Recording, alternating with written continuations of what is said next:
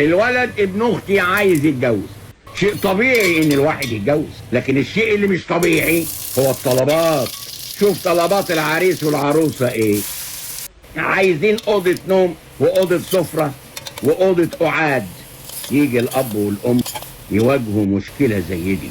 الاب يقول لابنه الشقة غالية يا ابني ومفيش ايجار شقق دلوقتي، ضروري نشتري شقة. خلينا نشتري شقة صغيرة ولما تكبروا تنقلوا لحتة تانية اوسع. الابن ضحك لما وقع من على الكرسي وقال له يا بابا في حاجة اسمها لما تكبروا تشوفوا شقة تانية. هي مفيش غير الشقة دي، هنخشها عرايس ونفضل فيها طول عمرنا. لا نقدر نشتري شقة تانية ولا هنلاقي حتى ناكل في الشقة الأولانية. عبد افندي قال لي سيد الأولاد والله معهم حق، حد يقدر يشتري شقة أوسع علشان ينقل فيها يا سيد؟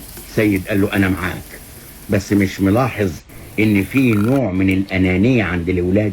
مش عايزين يبتدوا بداية طبيعية، لا عايزين يبتدوا من حيث انتهينا احنا، يشوفوا احنا عندنا ايه وعايزين اكتر من دي. برضو انانية يا عبده.